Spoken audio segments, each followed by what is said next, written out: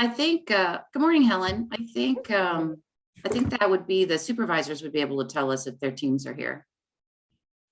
Yeah, Kathy and I are going to share a screen. Unfortunately, the Wi-Fi is down at Legacy this morning, which put a little damper on us. Oh, Yeah, goodness. and nothing's working for mine, so I have to just. Ugh. Technology is great when it's working.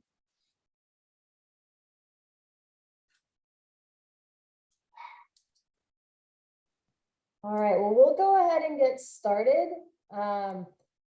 Just want to say first off, Dr. David Bard will hopefully be joining us in a little bit. Sounds like he's feeling a little under the weather and may potentially have to go get tested for COVID. So, you know, these are the times we're in. So we'll see if he's able to join. He may or may not be here.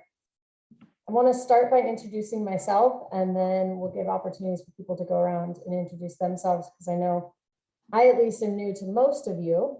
My name is Helen Milojevic. I am an assistant professor in the Department of Pediatrics at the Center on Child Abuse and Neglect.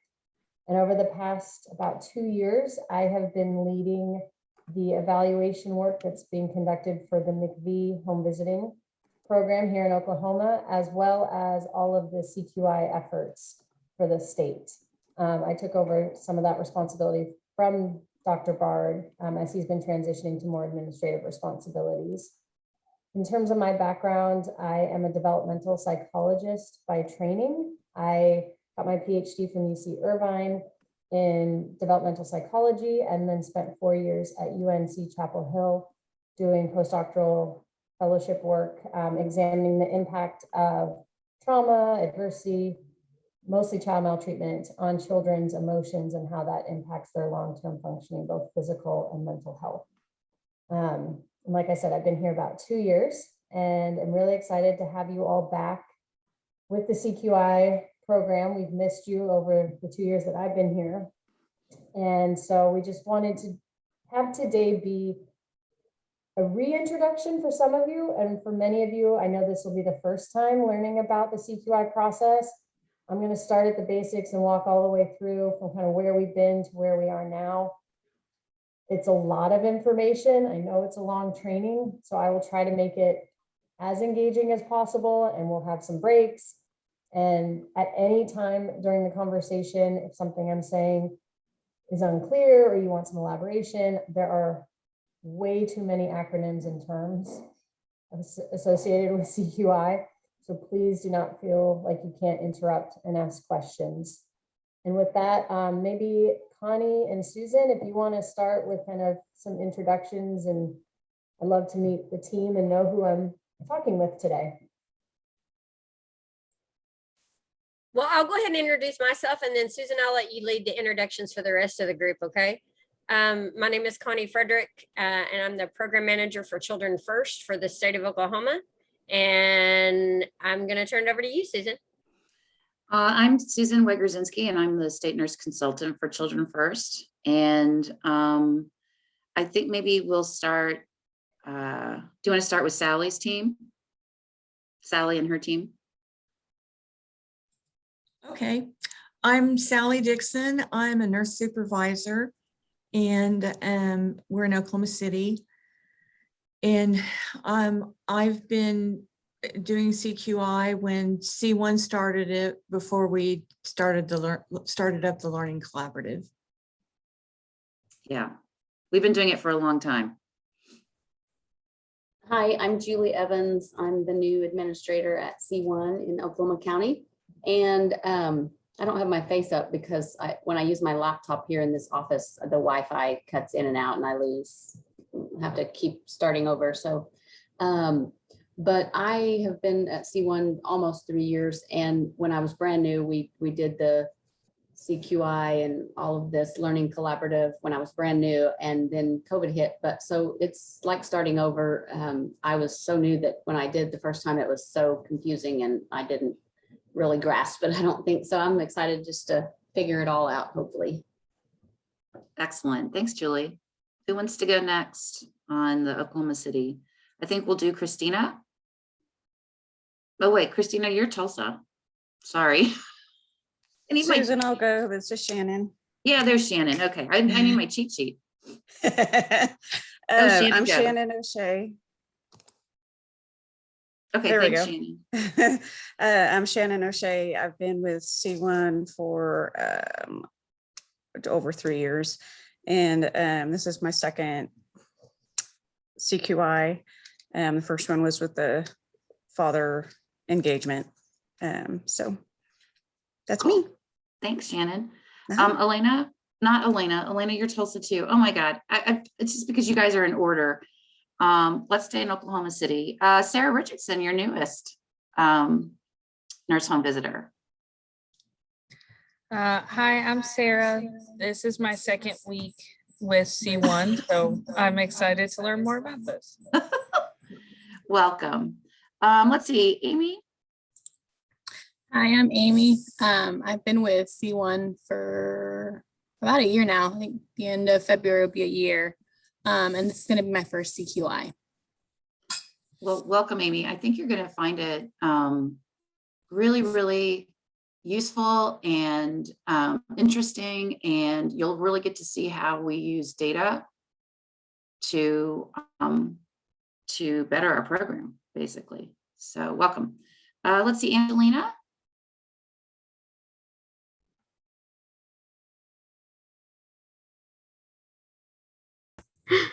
Hi, I'm Angelina. I've been with C1 since June, the beginning of June, but then I went on maternity leave and then came back mid-September. So this will be my first CQI. All right. Well, welcome, Angelina. Yana.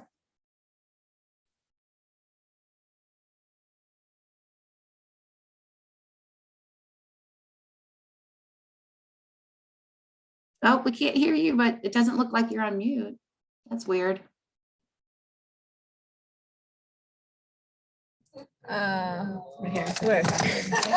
She is. I don't know why my sound is not working, but my name I have been here since 2013. I started as a translator, and 3 years ago I became a nurse, and I have been working here as a nurse. Excellent. Thank you. Let's see, Sally Eichling. Hello, this is Sally, and I have been with C1 since 2004 and have done several CQI projects, so I'm ready to go for this one. She's ready. All right, good to hear. Daniela? Hello, my name is Daniela, and I have been working for C1 for 2.5 years now. It's because you guys are all in the same room. It happens to Connie and I when we try to have separate systems when we're in the same room. We kind of have that echo, but welcome, Daniela. Thank you. All right. Gretel?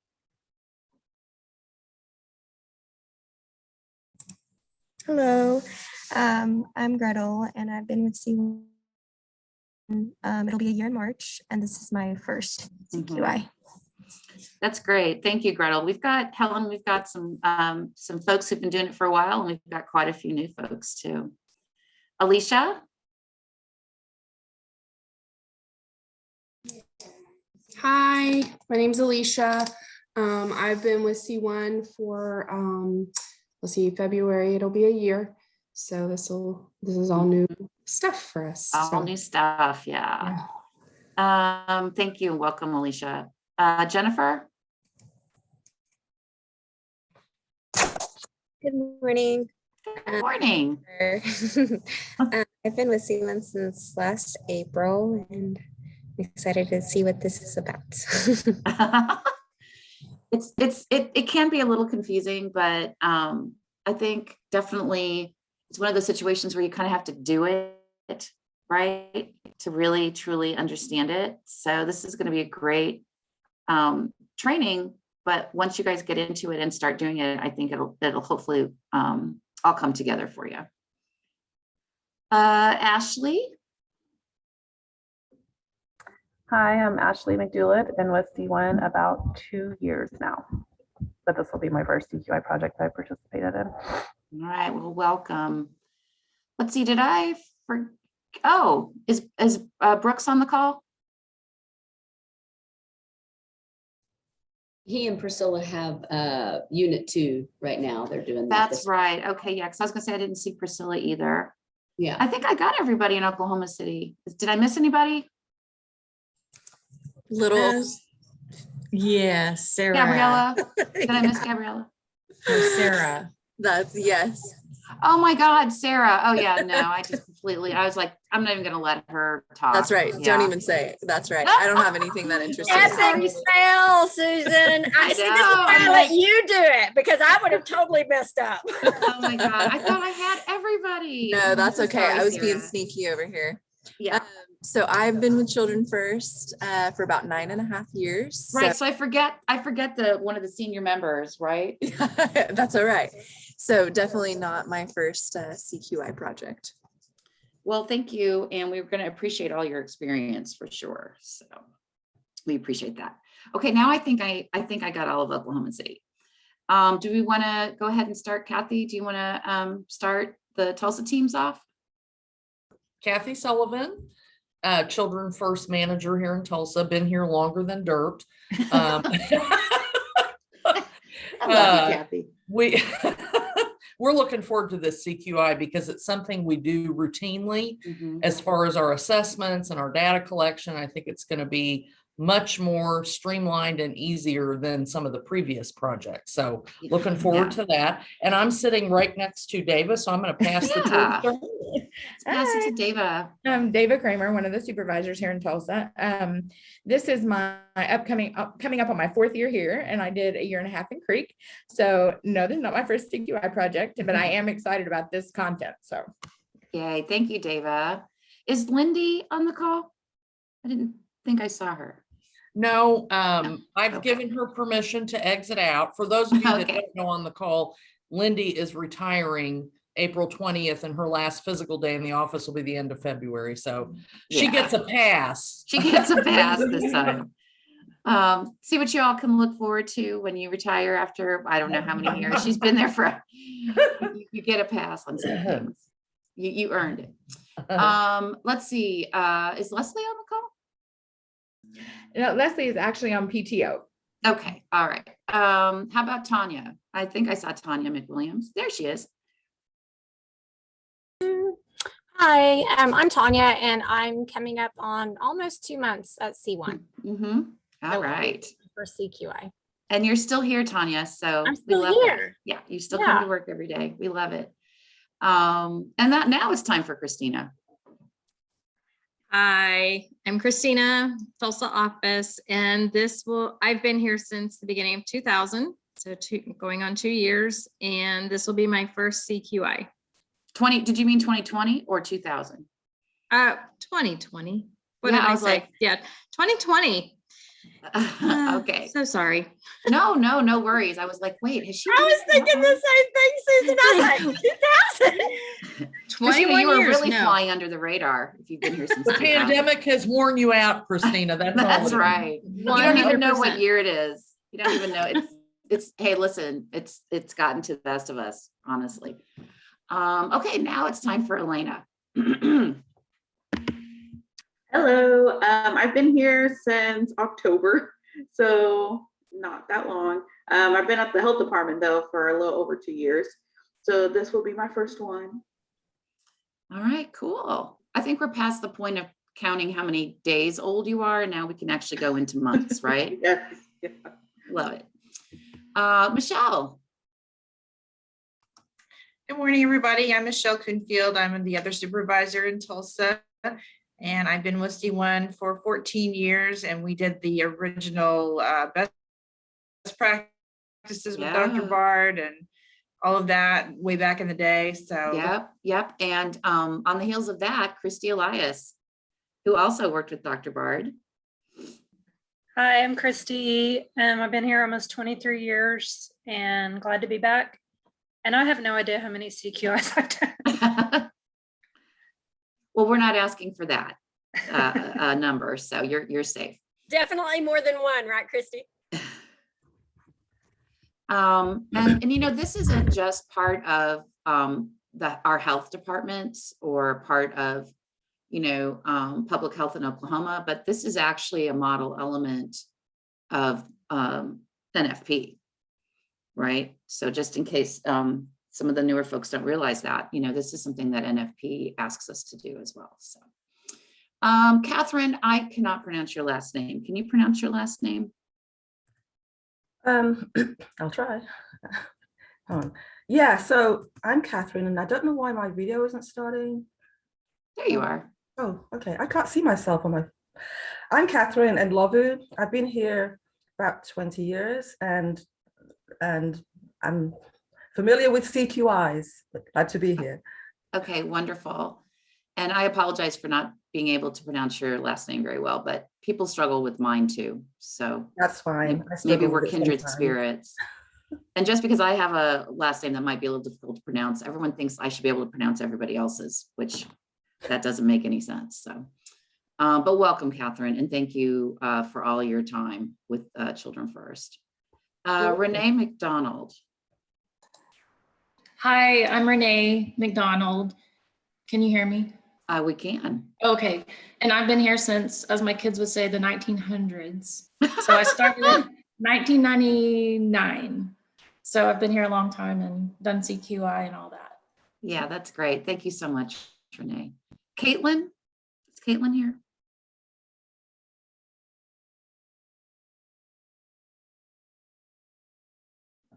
I didn't see her. Katie. Is Oh, Katie there up she there? is. Yes, Okay. I'm here. Oh, Sorry, Katie. my- Okay, She sorry, goes by Katie. Katie. I do. That's okay. Caitlin is my given name. I'm up here in the legacy fun times of the no internet. So it's just taking a moment. Yes, I am Katie Tulsa. I've been here 4 years and I've done a few CQI, and I'm the nerd who enjoys it in the process. So, yay. All right. Well, thank you. Dana. Hi, I'm Dana Taylor. Been with C1, I guess going on 17 years. So plenty of CQI. Yeah, lots of great experience. And then last but not least, Lindsay Hammond. Hi, I'm Lindsay. I've only been on C1 since October, so this will be my first CQI. How's it going, Lindsay? It's going pretty well. Is it? All right. Good. I would say so. Michelle might say Okay. differently. She's giving you the thumbs up, Lindsay. So I think you're, oh my God, you're getting 2 thumbs up. Do you know how special that is? All right. Well, I think those are our teams. Wonderful. It is so great to meet everyone. And it seems like a pretty fun, energetic group, which, you know, sometimes in these trainings we don't get. Oh, you should know us by now, Helen, that, you know, you can't keep a good C1 nurse down. That's it. I mean, they have Susan and I as leaders. What can you expect? Well, right? that's it, exactly, right? Can everyone see the slides okay? Sometimes when I convert, it's the it's cut off. Okay. So I'm gonna, since we did introductions, we'll just skip this. I will say it is totally fine. I understand this is a long training. We will take breaks, but if you need to mute yourself, if you need to step out of the room and take a quick coffee break or bathroom break, completely understand. Hey, Helen, yes. are you, this is Kathy, are you gonna provide these slides to us? Yes, we will send Awesome. out the Thank slides. you, We're thank you. also recording this so we can share that as well. So you will get a recording and you'll get all the slides. In terms of what we're going to go through today, we're going to start with some general background of what CQI even is. Obviously, this will be an overview for some people who are intimately acquainted, and for others, it's going to be brand new. So we'll just try to balance that as best we can. So we'll go through the foundations of CQI, how we got here, take a break, and then transition into what have we actually been doing in Oklahoma around CQI? What have the focus has been in the past? What are we focusing on now? We'll take another break. And then what I want to end with is having OKC and Tulsa go into their own breakout rooms and starting to think through what you may want to do going forward. So we're going to have a learning session At the end of the month, so on the 27th and 31st, there are learning sessions with the whole group, with everybody from the other programs and agencies. And the morning part of that learning session is going to be the other programs presenting on what they did this last round. And then the afternoon, they're going to be breakout rooms where you go through and you start planning what it is you want to do as a program for the next 5-6 months. So I wanted to give you some time in this training to start thinking through that right after hearing everything about what we're doing, so that it's fresh and you can start thinking through it, and then we'll do more of that work at the end of the month. Okay, so what I'm going to do is start with, so I'm going to start with the Home Visiting Collaborative Improvement and Innovation Network. So HV Coin, they're the national center that we have modeled our CQI process after. Now it's all matting. There we go. All right. So there have been 2 HV coins that have occurred so far. The first one spanned from September 2013 to August 2017. And this was something put together by HRSA. So this was federally implemented. And they modeled their CQI after this breakthrough series model. And I'm going to go through in detail what that is and what it looks like. The entire goal is really to try to improve outcomes rapidly and to scale.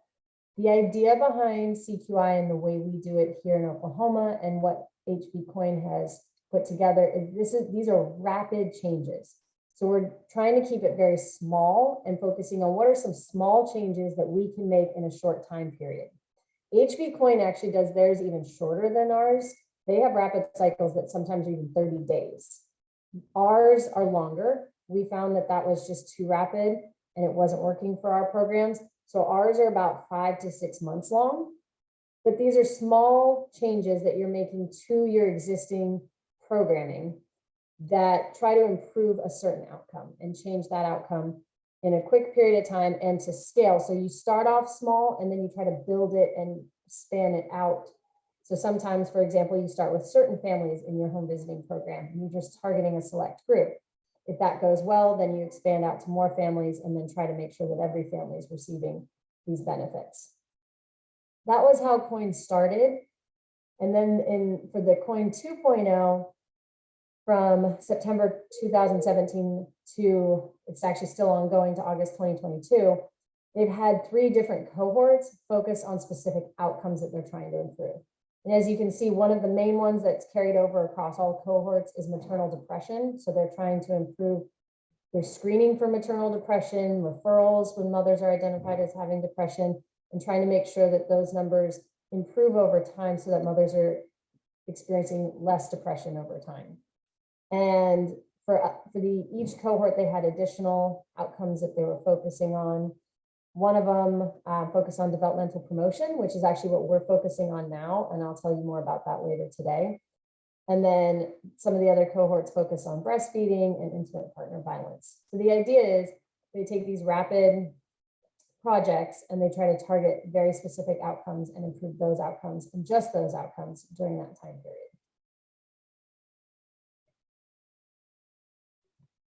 What HV Coin is trying to do is disseminate practices that are known to work. They're trying to figure out what works and what doesn't to improve outcomes for families. And once we figure out what works, how do we get that information out to different programs, to different agencies throughout the country that are providing home visiting services?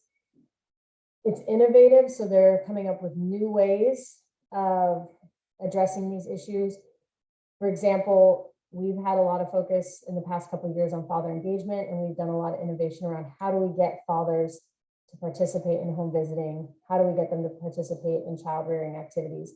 So there's a lot of innovation that goes on around what types of strategies do you use?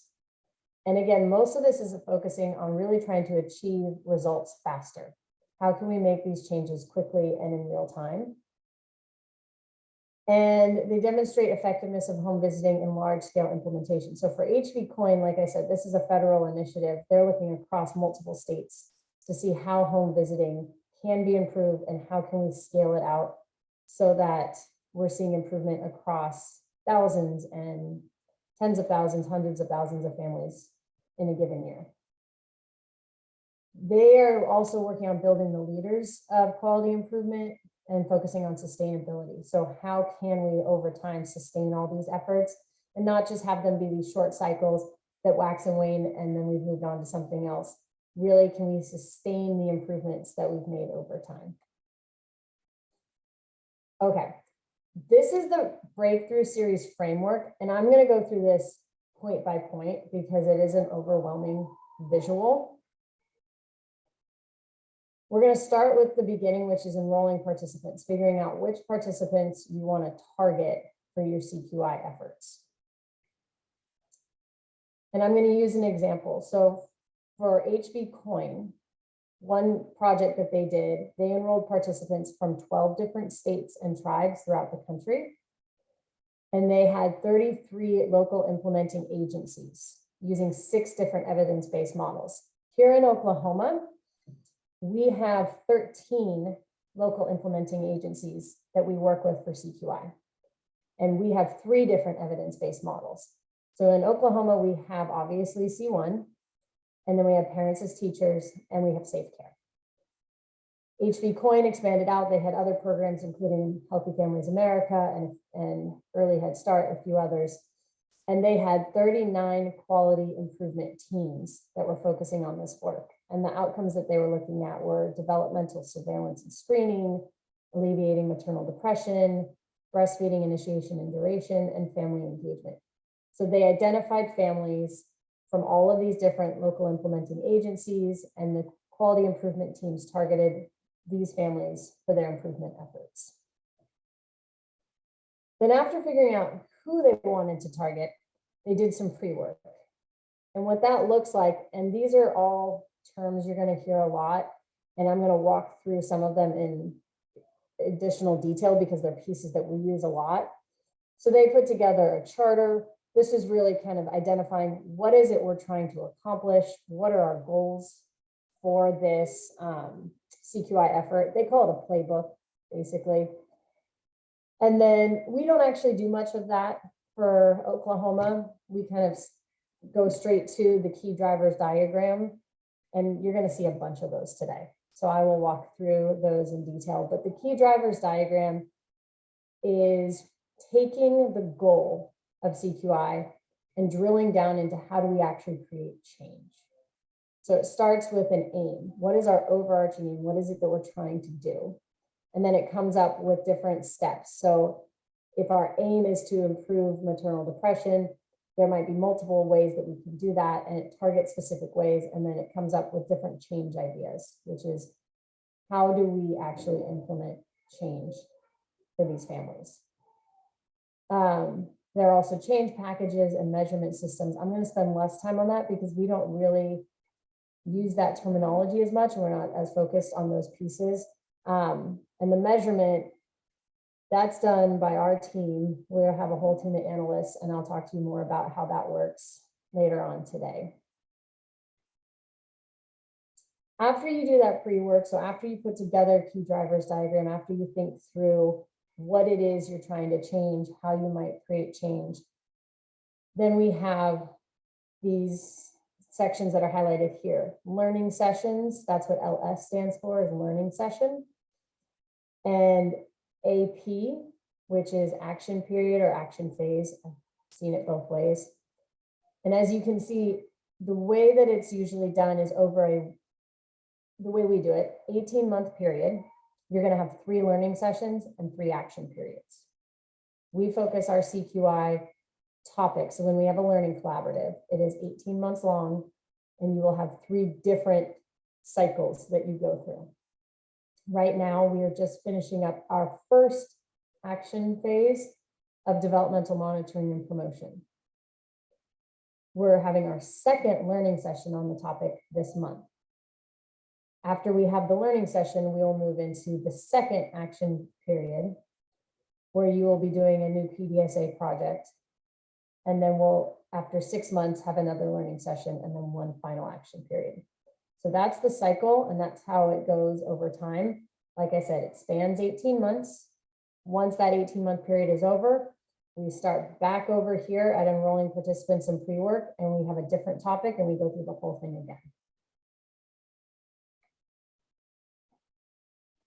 For the learning sessions, this says 3 annually. That's the home visiting coin HB. Oh, yeah, go ahead. Helen, I'm sorry to interrupt you, but we have a request for you to move closer to the mic. Oh, sure. People are having, that's the reason I put my earphones on, because I couldn't hear you either. But when I put my headphones on, I was able to hear you. But Okay. I think others are having difficulty. So Sure. sorry. No, it's totally fine. We actually got sent home like a week ago from the office. We've been in the office for about 7-8 months, and they decided this month to send us home. So I just brought home my computer and all my equipment yesterday. And it could be that the audio is not as great at home versus in the office. If at any point you can't hear me, let me know. I'll try to speak up as loudly as possible. So this says 3 learning sessions annually. Ours is spanned a little bit further apart. So it's 3 learning sessions over 18 months. And you might be able to hear my child in the background. So that could be entertaining for everyone. The learning sessions, like I alluded to a little bit, this is where you get ideas. This is where you figure out what have you already done. You talk through what you've already done on a topic and where you want to go next. And we talk a lot about quality improvement methods and how we might try to create change. And then it's about getting started, getting in stride, and sustaining. So over time, making small, rapid changes through those learning sessions. And then after each learning session, like I mentioned, there's an action period. This is where you actually test the change. And we call these cycles PDSAs, and I'll get into that detail in just a moment. But the action period is where those PDSA projects happen. And along the way, there's coaching. We do monthly collaborative calls. So every single month, the entire collaborative gets together. It's usually the supervisors of each local implementing agency, as well as the HSC team. So myself, Dr. Bard, all the analysts, we get on a monthly collaborative call. We talk through various topics related to the PDSA, we do progress checks, see how everything's going, what's working, what's not. And then over the months, we also do additional one-on-one coaching. So we'll have rounding calls where about every other month, I meet with just your program to see how things are going, talk through any challenges. We look at the data coming in. Are we getting everything we want? Are there challenges with the data? And we kind of talk through that process. Like I said, during those action phases, that's when we have a PDSA, which is a plan, do, study, act cycle. And so each action phase has its own PDSA project. PDSA is the plan, do, study, act cycle. We start with planning. We figure out what's our objective. What are the questions and predictions? What do we think is going to happen? And why do we think that's going to happen? We create a plan. What is it that needs to happen to carry out the cycle? Who is going to be implementing the change? What exactly are you going to do? Where is the change going to occur? When? And we create a plan for data collection. How are you going to measure what's happening to know that change has occurred? Then there's the do part of the cycle where you actually carry out the plan. So home visitors might enact a certain change in their home visits. You document what it is that you're doing. Are there any unexpected observations? Are there any problems that you're running into? And our analysts analyze the data coming in real time. And so every week they update you about how this action phase is going. We study where we complete the analysis of the data and we compare the data to our predictions. So as we're getting ready for each learning session, we look at all the data that's come in over the 5 to 6 month period and try to determine, have we reached our goal? Have we made the change that we were hoping to make?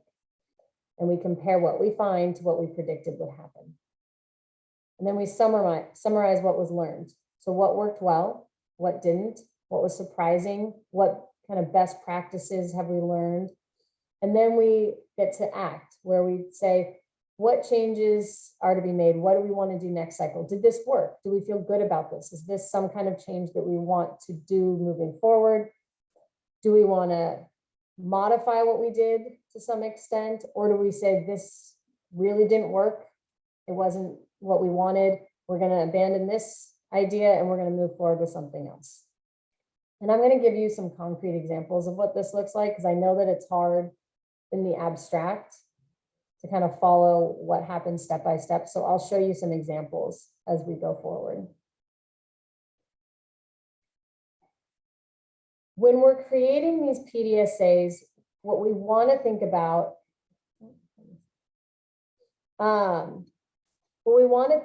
is that when we're planning our outcome, when we're thinking about what we want to change, we have to be very careful about what we identify as our outcome. Ideally, we want it to be something that's numerous. So you can think about, if you focus in on clients, some of our programs don't have a lot of clients, they're pretty small.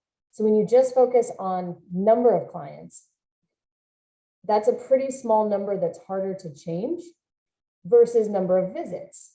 If each family has multiple visits, all of a sudden your sample has grown and now you're measuring something that has more measurement, and your chance of finding some variability, some differences increases. So you want to try to focus in on an outcome that's going to have as many measurements as possible. It's easier to measure change and see change when it's more numerous than these smaller samples. You want it to be fast. It doesn't require much effort to collect and record. This has been a big deal this PDSA cycle, I will say. So we started developmental monitoring and promotion, and I think the programs were so excited about that topic that they got really ambitious. And they are now pulling back and going, I think we are asking too much of our providers.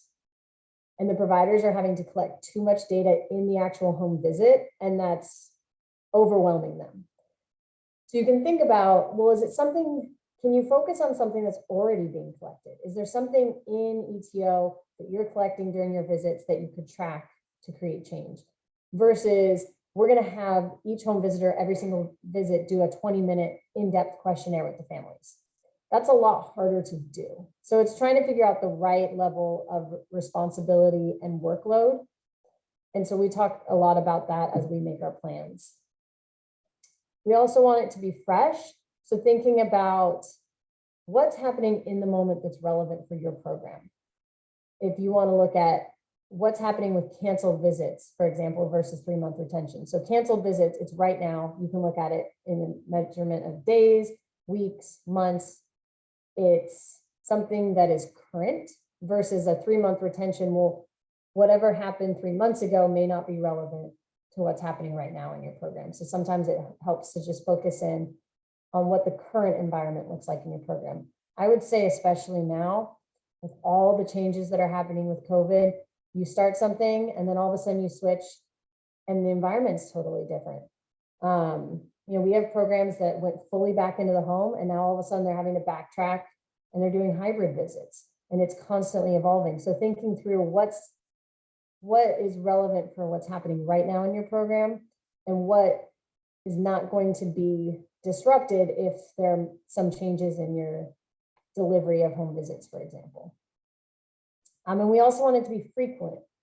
The more measurement we get, the more likely we feel good about our conclusions. So if we say, yes, a change occurred, if we have a lot of measurements, we can feel good about saying, yes, we know that this changed. Versus if you have 1 or 2 data points and they're really spread out, it's harder for us to say, we know that this change is real and it happened, because we're only looking at a couple data points and it might just be somewhat of a fluke. So we try to think of things that are really frequent and we can get measurement multiple times in the 5 to 6 months that we're doing these PDSA cycles.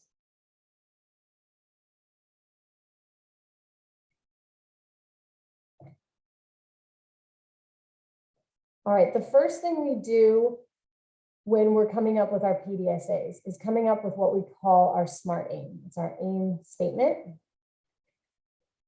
And when we're talking about a strong aim statement,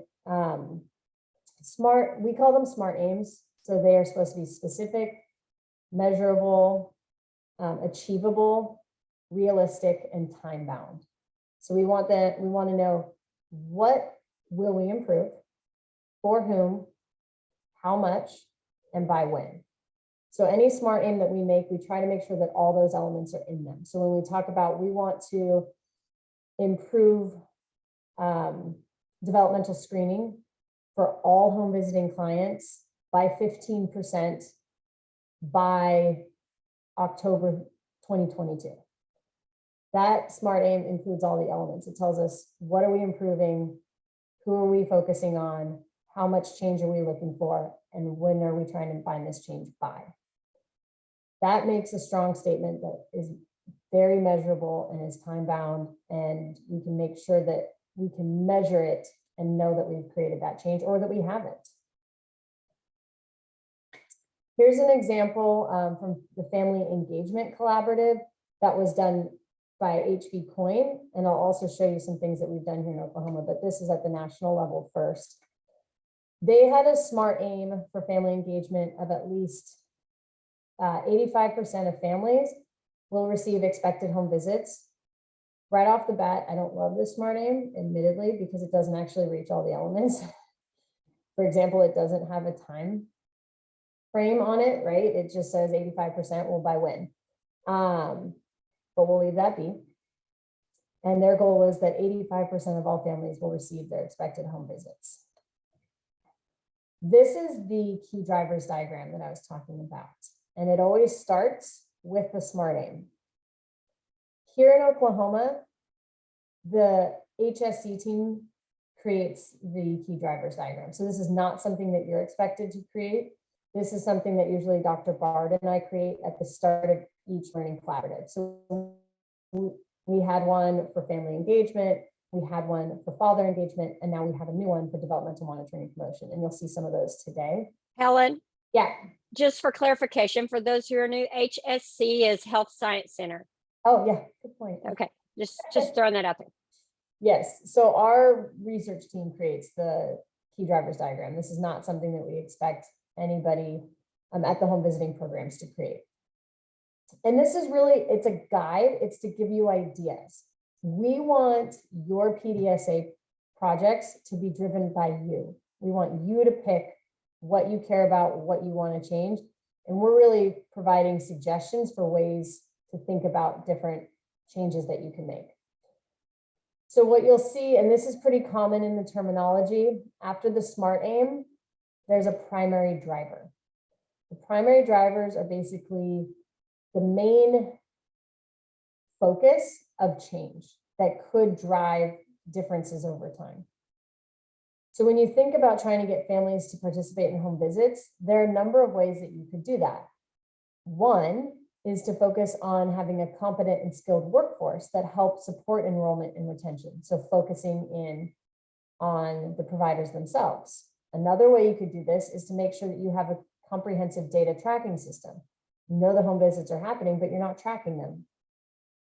Another is to have prompt and appropriate enrollment for eligible families. So what is the process for when a family is identified, they're eligible, how are they then enrolled into services? And you could focus on that to make sure that all families are receiving the appropriate home visits.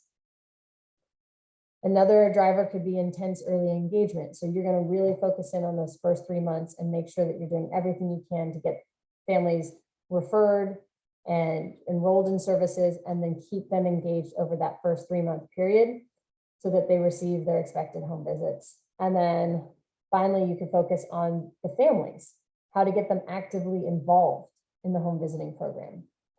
And as you can see, for each of these primary drivers, there are suggested changes or interventions that you could do. So there are multiple ways, for example, that you could focus on your workforce. Here are 5 different suggestions about ways to try to improve workforce development about this idea.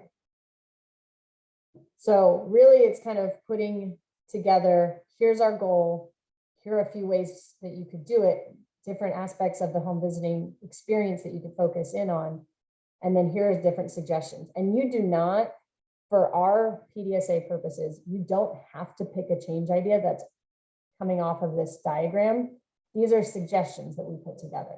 If you come up with a different way, something else you want to focus on, you are welcome to do so. We just provide some guidance and some suggestions of things that we think you might want to look at over time.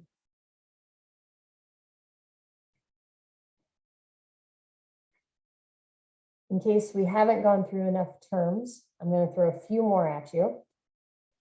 Within the PDSA, we have a few different measures that we collect data on and that we talk about a lot. The first is the process measure. This is assessing the parts of a process to determine how that part is working. And that's really abstract. What it means is we want to measure what it is your program is actually doing to create the change. So when you think about father engagement, for example, if you want to get dads to attend visits, the process is maybe you send dads a welcome letter and you invite them to participate in home visiting services.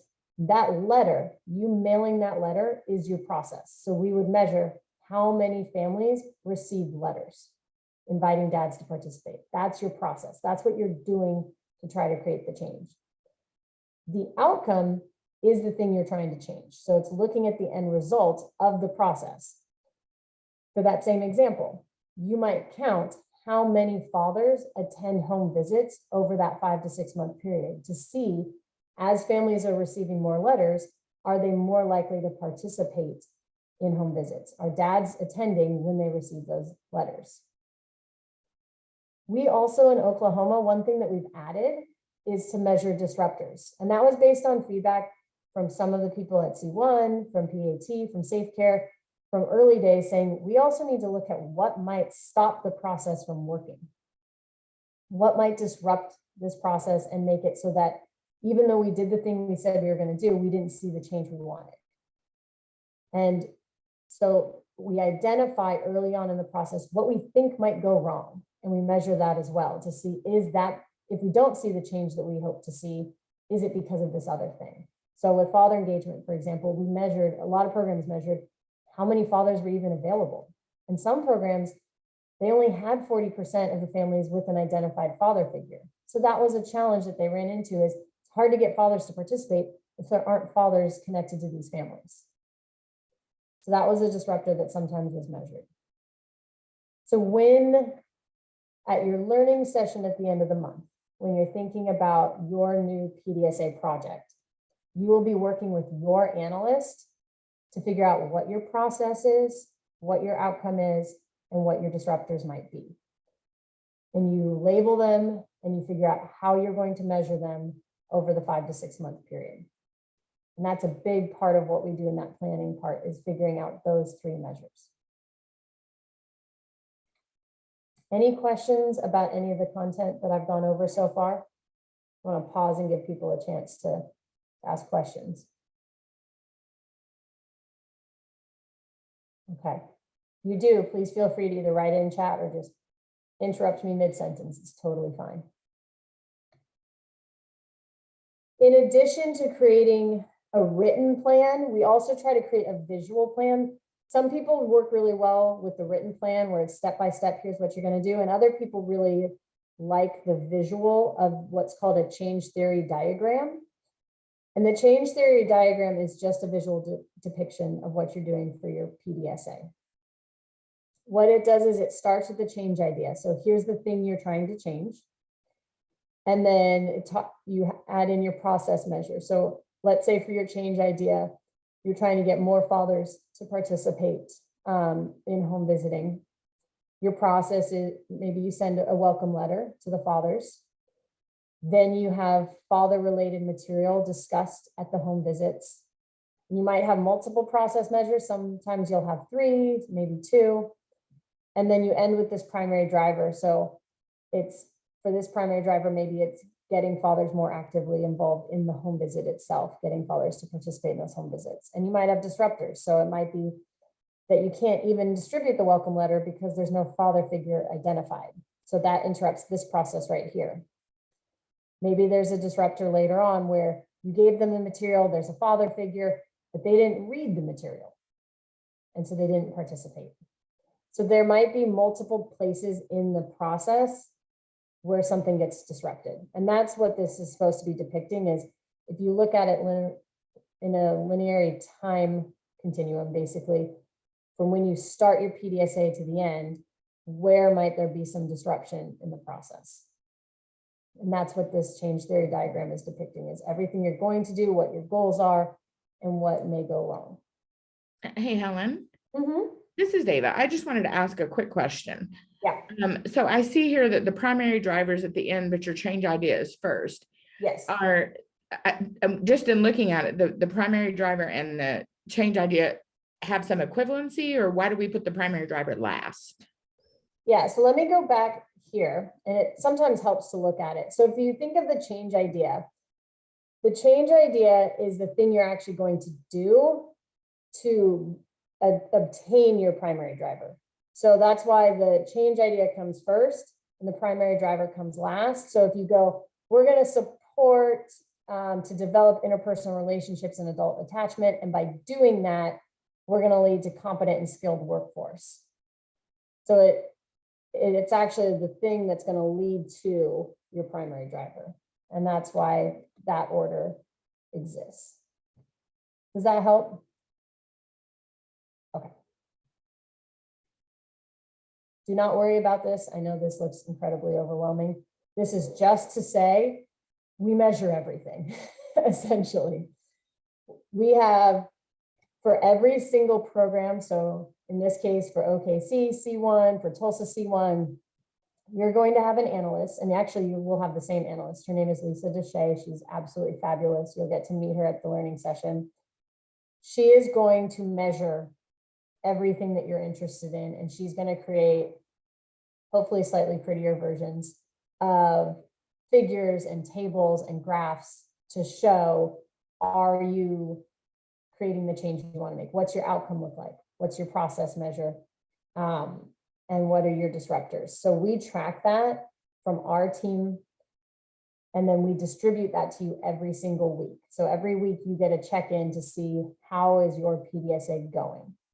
And like I said, about every other month we meet with you, we go through what we call a data dashboard. So it pulls up and you've got all these different graphs, figures, tables, and we walk through that in detail with you to make sure that you understand what's being measured. And if you feel like we need to change something, we're not measuring the right thing, or we're not getting all the data points that we're supposed to, we go back in and look at and make sure every single family that's supposed to be measured is measured. Sometimes we find that there are issues. So that way we make sure on a weekly basis, we're tracking everything that you need. So it's not a surprise 5 months later when you find out, oh, the providers weren't entering the data, or we didn't create the change we wanted. It should be very clear over time how things are going. Hey, Helen, so on these graphics, the dips Yes. Are usually disruptors. Is that what we're looking at? So they wouldn't be necessarily disruptors. It would just be variation over time in something. So okay. For example, in this top left-hand corner, it says the % of enrolled families active in home visiting. And you're just going to see some differences kind of week in and week out, month in, month out, in terms of how many families are enrolled and participating. So that's just natural variation over time.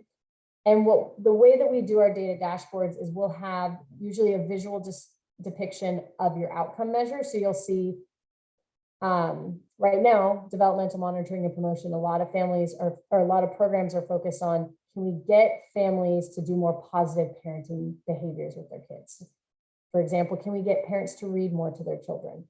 And so you might be tracking from month 1 to month 6, how often are families reading to their kids? And we will show you in a visual chart how that number is hopefully increasing over time, or maybe it's staying flat or even decreasing. So you'll be able to see that.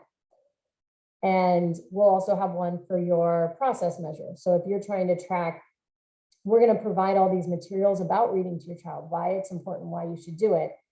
We will also have a graph showing you how often are families receiving those materials. So you can see, oh, we've only actually distributed to 10 families. Well, that's not going to make much of a difference if we have 100 families and we've only given 10 of them the handout. So that's the type of thing that we're going to track and show you. Any other questions? Okay. This is a little bit different than what ours looks like, but it's same general format. We have a plan, do, study, act worksheet essentially, or template that we have you complete each time you're coming up with a new PDSA, and we walk you through it. And it's pretty similar to this. You'll have a title about what it is you're trying to achieve. You'll have the topic, your team name, what primary driver you're focused on. You'll have dates that you're going to start and stop the project. And then you're going to describe in detail, here's everything we're going to do. Here's the change we're trying to create. Here's how we're going to measure it. And this is something that in the learning session, and even today, we can talk through when you do your breakout rooms, how to fill that form out and what exactly to do. And our analysts work very closely with you, because since our analysts are the ones that are going to be looking at the data, collect and analyzing the data, they make sure that what you want to change, what you want to measure, is actually what we're going to measure. So they work really closely with you to make sure that what it is you're doing is reflected in the data that we're capturing. And I'll talk through that a little bit more, but basically this is the plan you put together at the start of a learning session, and then you refer back to this over the course of the 5 months as you're putting together your PDSA and actually carrying it out. Okay, so that takes us through the entire cycle. Helen, Yeah, it's Susan. Can you go back to that slide for a sec? absolutely. So we're going to, we will know the changes and improvement of adequate knowledge of referral protocols and resources. How are we going to do that?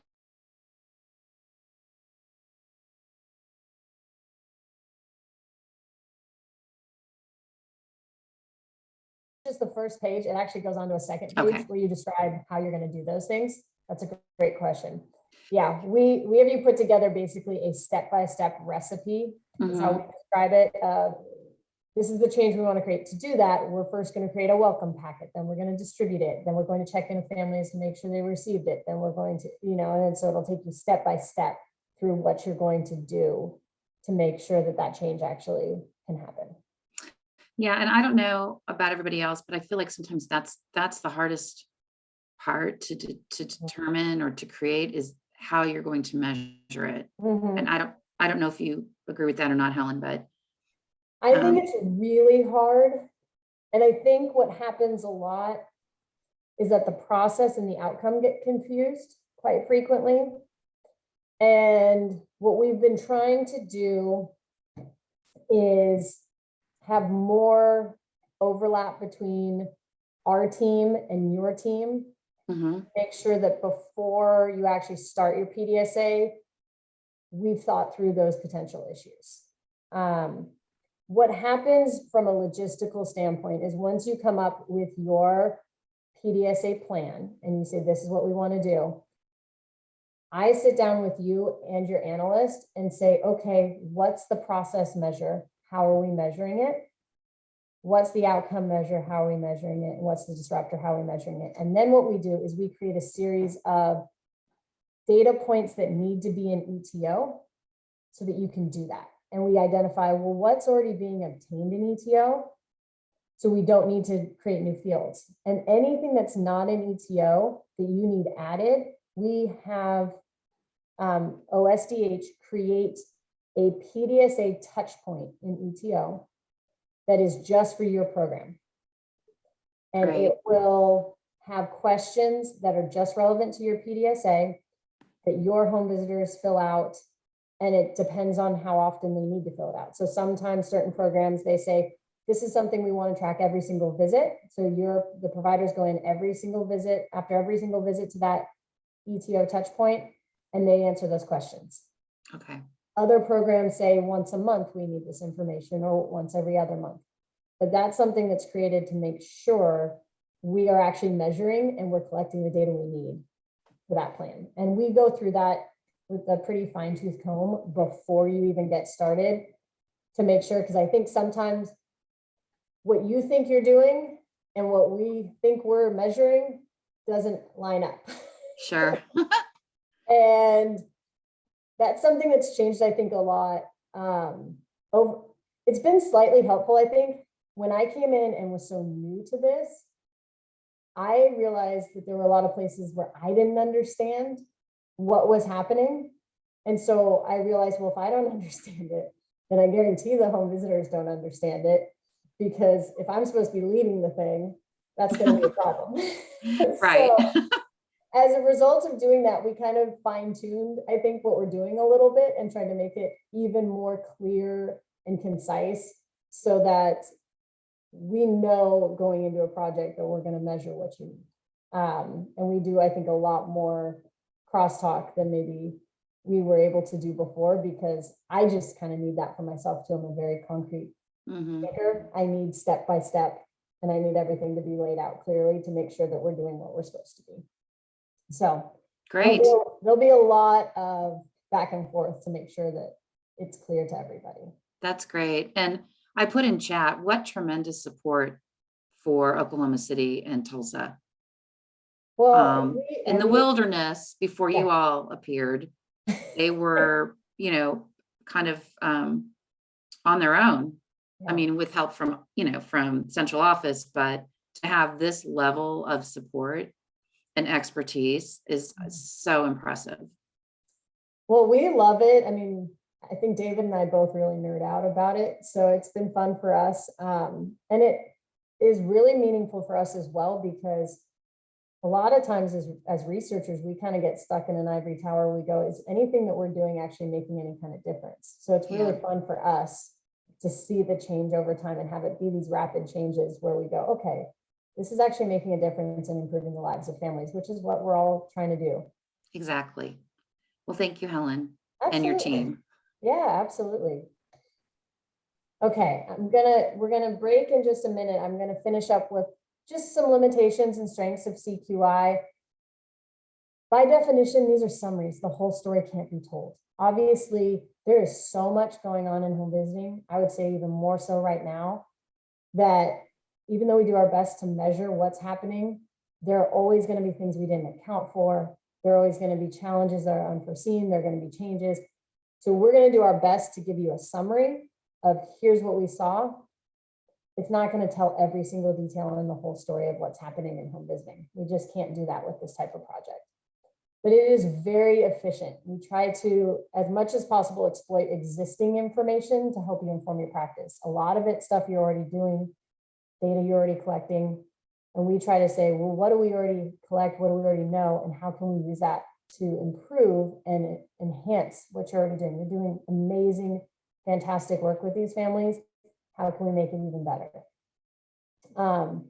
We try to keep it as objective as possible. So we are measuring consistent metrics across time and location. These are just as objective as they can be. A home visit either happened or it didn't. You either handed out a welcome letter or you didn't. It's trying to take the subjectivity out of it and say, objectively, here's what we're measuring and here's what's changing. And obviously a strength is it's receiving federal funding. We've been increasingly supported by the federal government. They see this as really important work. They know it's valuable. And they've been supporting this now for over 10 years. And it seems like that's just increasing. So we're really excited about the level of federal support, and it lets us help and support you to a much greater degree than we could without it. We would just want to make sure that everyone knows that CQI is not about outsiders grading you. This is about you figuring out what's working and what's not and what you want to improve as a program. So it's facilitating between you and your team to let you learn from your past history, predict what might work best in the future. And it's program specific, it's agency specific. Some things work great in one context and not in another. So you're really kind of just evaluating yourself.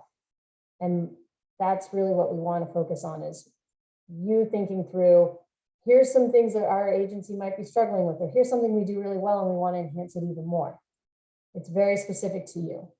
And it's not about comparing across agencies or states or anything like that. It's how do you improve what you're doing? Like I said, this is kind of a repeat to some extent, but just comparison to you. And cross-program comparisons really do have some weaknesses. I mean, especially if we're talking in Oklahoma, PAT, Safe Care, Children's First, they're very different home visiting models. They're targeting different types of clients at different stages of child development.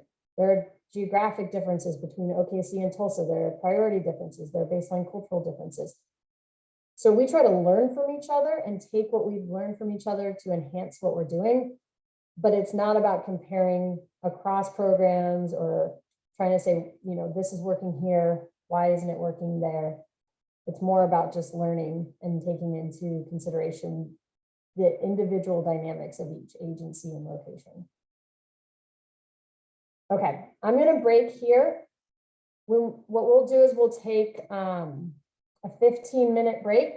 And so when we get back, we'll talk about what's actually happening in Oklahoma, where we've been and where we are now.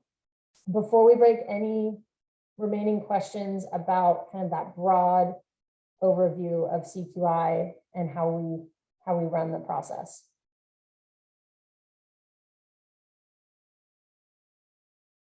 All right. If any questions come up, feel free to ask me. We'll come back at 10:25. So we'll take a break and we'll check back in at 10:25. All right, great. Thank you, Helen. Everybody Thanks, have a great everyone. break, and we will see you soon.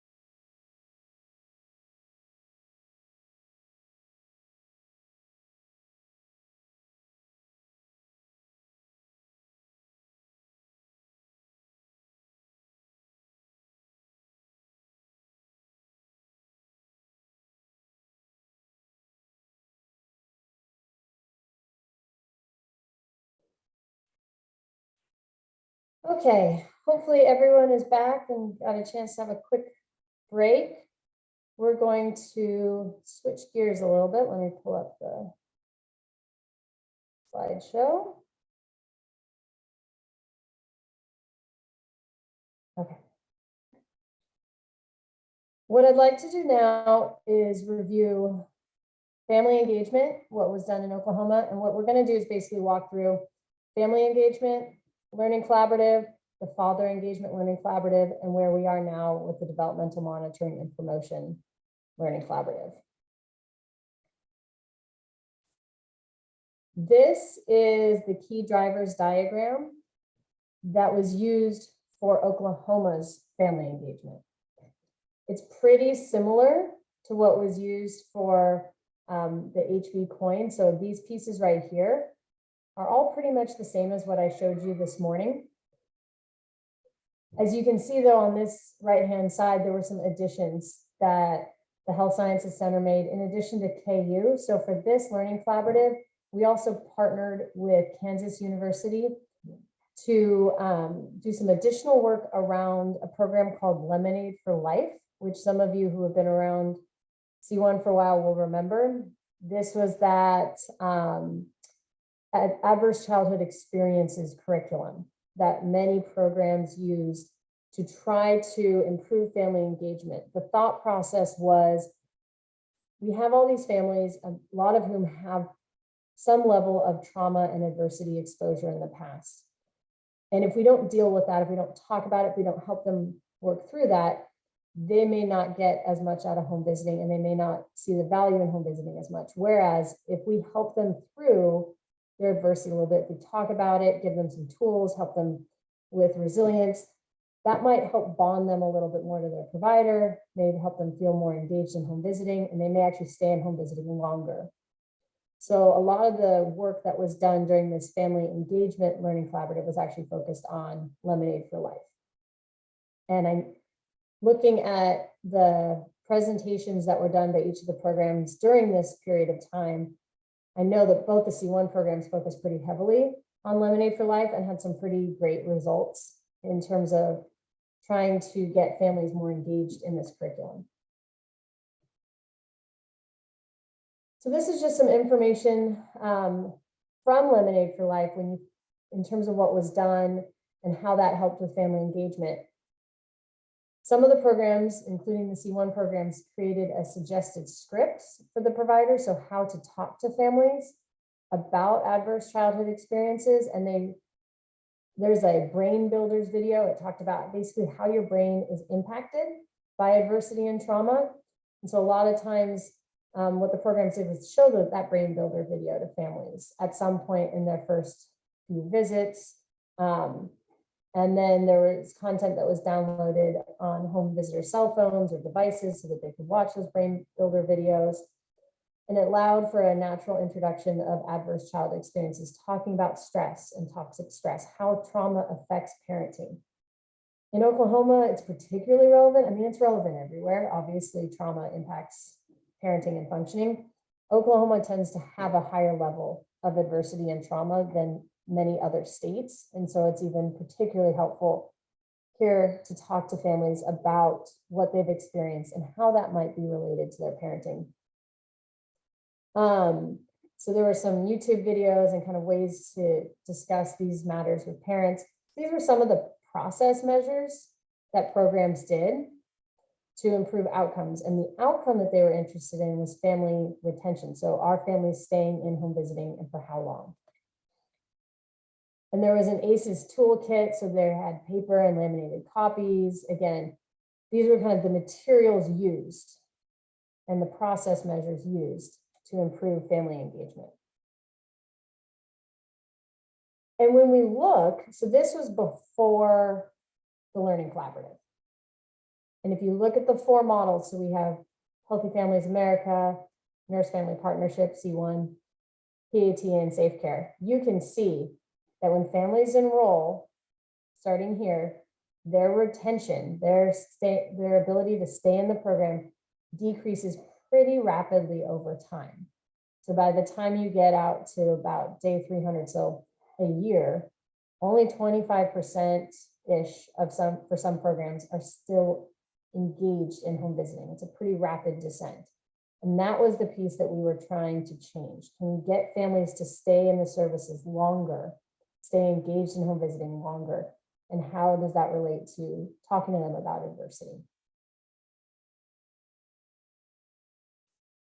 This graph is specifically from the Tulsa C1 program. So what you're seeing here is basically the orange families are families where they did not get an ACEs survey.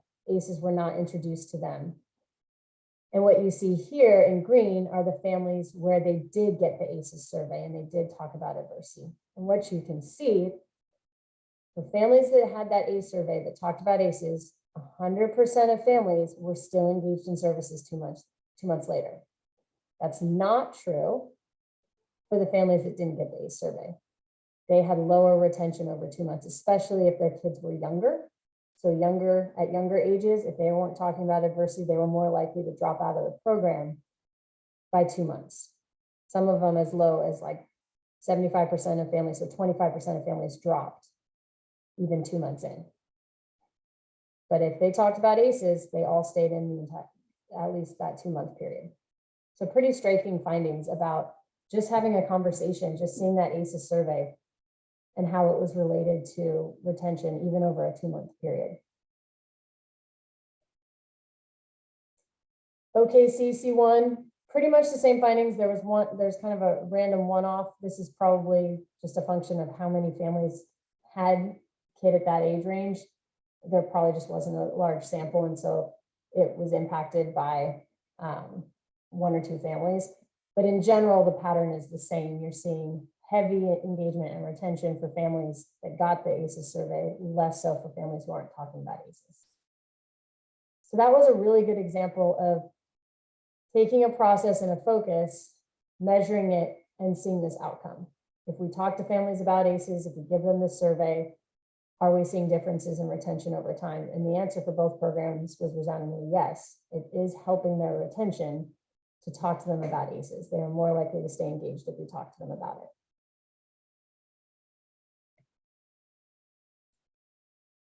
After family engagement, we turn to father engagement. And I know that this is where the C1 programs started and then kind of dropped off because of COVID and all those responsibilities. So I want to talk to you a little bit about what happened with the father engagement focus. So we had another 18-month learning collaborative focused on father engagement. Our overall aim was to increase father engagement in home visiting, but we focused on 2 different ways of thinking about father engagement.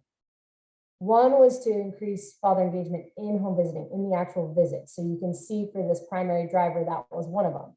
Can we get fathers at the visits? Secondary drivers,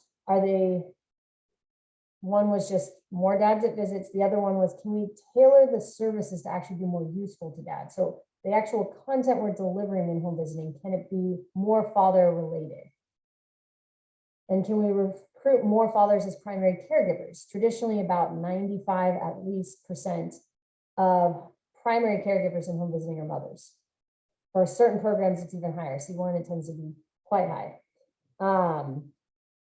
But for Safe Care and Parents as Teachers in particular, they had an interest in trying to get more primary caregivers to be the fathers. But we also, in addition to getting them to actually participate in home visits, another primary driver was, can we get fathers more involved in parenting? There are sometimes restrictions, there are challenges with getting fathers to actually attend home visits. Some of the times they work out of state or their work schedule is really challenging. And it might not be feasible to get them at the actual home visit, but can we get them engaged with the curriculum indirectly and get them more involved in the parenting aspect of what we're trying to do with the families? And so for that, we looked at trying to get fathers to be more present and to participate in the child's or the family's daily life, and to teach families about the importance of the role of fathers. If fathers aren't a replacement for mothers, fathers are needed in addition to mothers. And when I talk about fathers, this is defined very broadly. I don't mean it needs to be the biological father. And for the Learning Collaborative, we expanded our definition pretty broadly to include any type of father figure. Could be biologically related, could be a stepfather, could be a grandfather or an uncle, or just somebody who's filling that role. It did not need to be just the bio dad. We really expanded out quite a bit and highlighting that importance of having a male caregiver in the life of the child. And as you can see, for each of these secondary drivers, we had a number of different change ideas that programs could use to focus and try to create change for those primary and secondary drivers. In addition to what each program does for their PDSA, we always also have a Learning Collaborative wide goal. So in addition to each program saying, here's what we want to change in father engagement, we also had at a Learning Collaborative level, if we look across all 13 programs, we also have goals for what we want to see change in father engagement.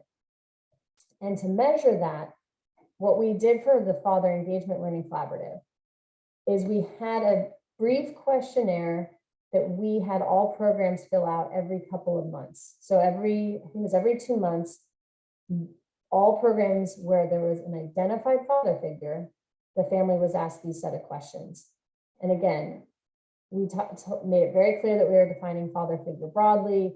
We talk about, male identified as most involved in caregiving, regardless of the situation. Are they, marital status, biological relations? So we said it could be a biological, foster, adoptive father, stepfather, grandfather, etc. He may or may not have legal custody. He may or may not be living in the home.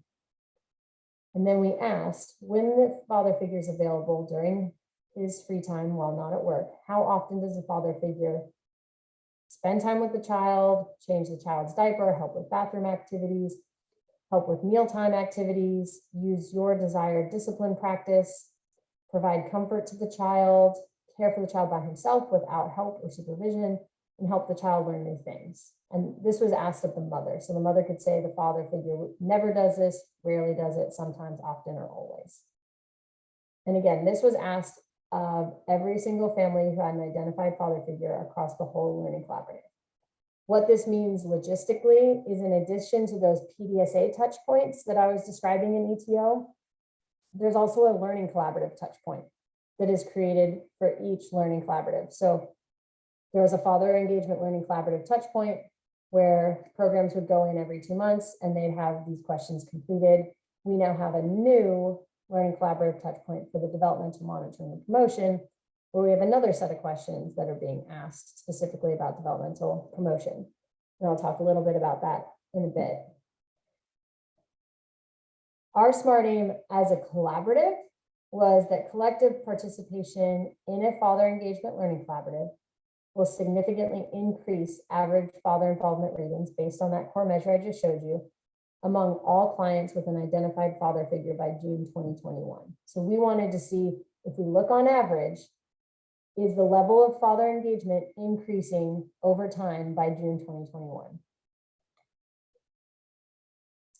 And what we did was we looked at each individual question to see what the average was. And what we found, the specific numbers aren't really important, but the overall message is, which is we found generally that mothers reported fathers were relatively pretty highly engaged in these activities. So fathers were spending a good amount of time with their child. You can see that the most common response was that fathers were always spending time with their child, and they were always helping with bathroom activities, mealtime activities.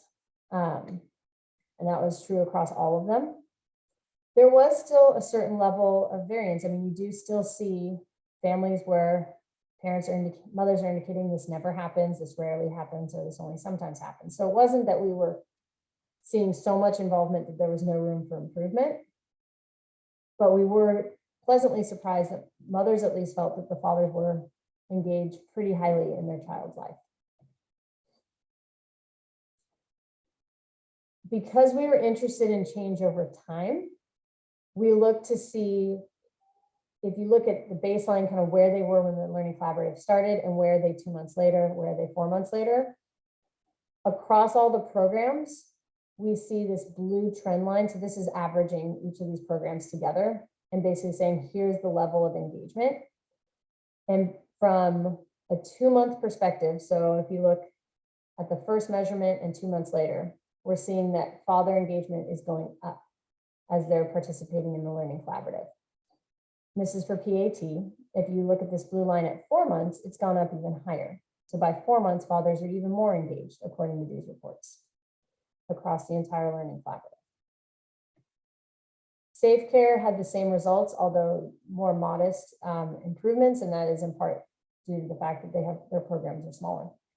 But you still see that over time, from 2 months, 4 months, more engagement relative to what they saw at the beginning.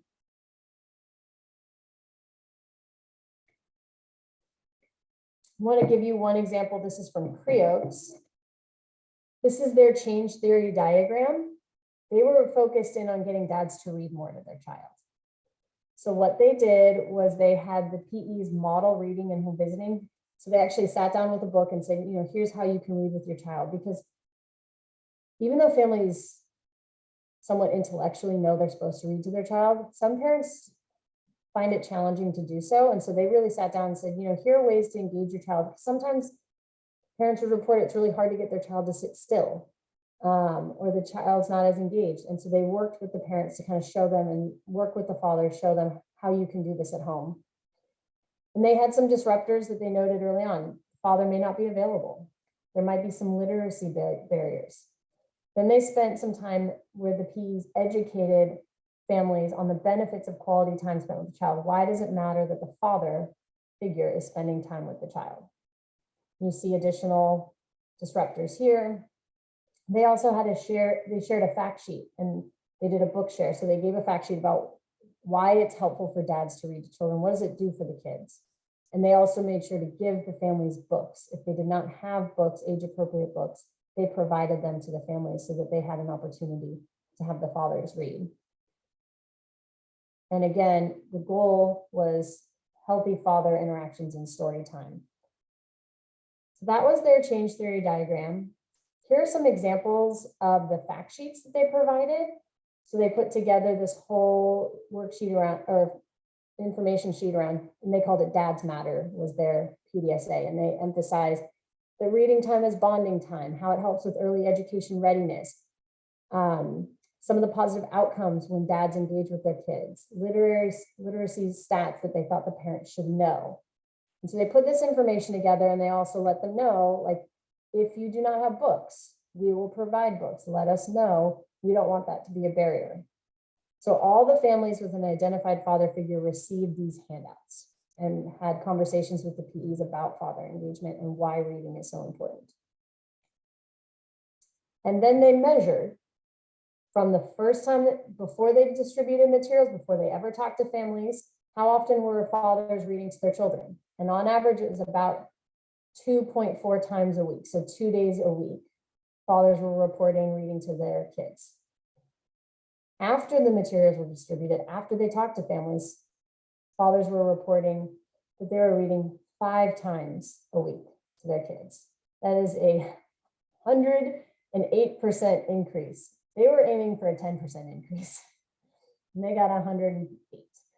It was a huge difference. And we found across father engagement, some of the main findings were that it is easier to get fathers engaged in parenting relative to the actual home visit. And reading in particular seemed to be an activity that fathers were very comfortable doing and very excited about doing. So we saw a lot of improvement when when programs focused in on getting dads to read to their kids. In terms of an overall review of findings and lessons learned, we found that fact sheets and handouts that help inform fathers on the importance of daily routines were really important and helped increase father involvement. By having that information, a lot of dads, again, reported that they intellectually knew that they were important, but they didn't know the concrete reasons why. And it was really helpful for them to get information on some facts and figures and stats about why their involvement with their kids matter. Receiving welcome letters mailed directly to father figures that was really well received, and fathers felt more included in home visiting when they received letters addressed to them, welcoming them. After working with PAT activities, some fathers established learning activities and reading routines with their own children. So the activities provided in the home visiting setting helped them create some kind of routine. They hadn't had a routine around involvement in reading before, but that structure was really helpful for them. And we also saw that fathers were receptive to participating in group connections, especially when directly invited. We still had some lessons learned and room for improvement. Father figure availability may be out of our control due to schedules. We can't always get fathers involved. We can, however, encourage them to do things like reading to their child regardless of location. There are online books, there are reading apps where you don't physically even need to be in the same place as your child to engage in reading with them. Same thing with other activities. So we really tried to think outside the box for if fathers are working out of state or their work schedules are really tight, how can we still get them involved in the lives of their child? We also saw that mothers reported relatively high levels of father involvement in parenting routines. So it was a little bit harder to move the needle sometimes with those routines because moms were saying, dads are doing these things. there was significantly less direct involvement in home visiting. So there's lots of room for improvement in terms of getting fathers to actually attend visits. And this is true, this last point is true for families more generally, but especially when trying to get fathers involved, to offer more visits, group connections in the evenings, on weekends, outside of the working hours. Any questions or comments about the Father Figure Learning Collaborative? I have a question. Did you find that you had better results by picking something very specific like reading, as opposed to having a variety of things that dad could do? Even though that variety may give you more opportunity, did the fact that it was very deliberately one activity actually make a difference? We did. Some of the activities we found were harder to create change because of constraints around things like schedules. And because sometimes there were already really high levels of participation. So we saw that, for example, fathers were participating in mealtime activities pretty regularly. They were, if they were home, they were sitting down and having a meal for the most part. But a lot of them were deferring the reading to mom and letting mom be the one that was reading with the child. And so by focusing on reading, that was an area where dads had an easier time of getting involved. So I do think that the specific activity matters. And we're seeing that to some extent also with the developmental monitoring learning collaborative that we're doing now. That one's not focused on father figures, but it's focused on getting parents to do certain activities with their kids. And certain activities are just easier than others to get parents more involved in. So, yeah. It's just interesting too, just as a side note, my mom was a stay-at-home mom, and she took care of, there were 4 kids in my family, and that was her main job, to take care of us, right? But the one thing that my dad did was read to us every night before we went to bed.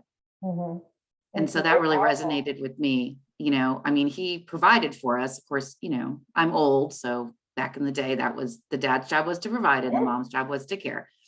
But that was one thing that he did do, that he was involved, was reading to us every night. And that's a lot of the messaging that the programs tried to utilize, is if the dad's not going to be around as often, because we do have a lot of families that are in a more traditional setup where the mom's at home, dad's at work. And I know from experience, when you get home from the end of the day, from a long day of work, engaging with your kids sometimes can be a bit challenging. And so that's what they were trying to work on with dads, is what can you do and how can we think outside the box? And even sometimes doing things like, if you're eating a meal together, you could actually read while you're eating the meal. There are different ways to do this. It doesn't have to be, sometimes they found that the families were thinking so concretely and so tightly about what they could do. And there was such a script in their mind of like, first you have dinner, then you take a bath, then you do reading. That might not work for all families. You don't have to do it that way. There are other ways to make that work. I mean, I actually do that fairly frequently with my kids. When we have a really busy night, we might all sit at the table and read together while we eat, because that's the only time we're going to get that in for the day. So there are other ways to do that. And so that was what a lot of the programs worked with dads, is how can we fit it into what your life really looks like, so it's something sustainable. It's not a change you make for a week. This is a change you can keep permanently. Any remaining questions before I switch into developmental monitoring and promotion? And I want to start by saying, for developmental monitoring and promotion, I understand that's a very academic-y buzzword type of description. What it basically means is, and I'm sure many of you know this, it's, are we monitoring the development of the child? Do we know what milestones they're hitting when they're hitting them? Are they behind? Are they ahead? And how are we promoting development? What kind of behaviors are the parents doing, or the home visitors doing, to actually encourage healthy and optimal development for children? In terms of child development in Oklahoma, and I never like throwing these stats up on the board, but Oklahoma is ranked 47th for public education, 41st for fiscal efforts to support intellectual and developmental disabilities. And I switched this based on some of Susan's feedback, and first for adverse childhood experiences. We have the most adversity in this state, we have the most adversity exposure of any state in the country. And it's somewhere around 13% of 9 to 24-month-olds have a developmental concern that qualifies them for early intervention services. So what we're seeing is our education system is not flourishing. We don't put a lot of money towards early intervention services. We got a lot of trauma. And we have kids who have needs that probably are not being met. That's why we wanted to focus on child development for this learning collaborative. And in terms of CQI efforts, we wanted to build on past McBee efforts. All of the programs focus on child development to a certain extent. You're already doing a lot, and there's a lot of that embedded into the curriculum already. We wanted to build off of that and align with some of the McBee benchmarks, like developmental screenings, behavioral concerns, early language and literacy skills, parent-child interaction, and provide insights on how we can improve screening, workforce development, and parent involvement.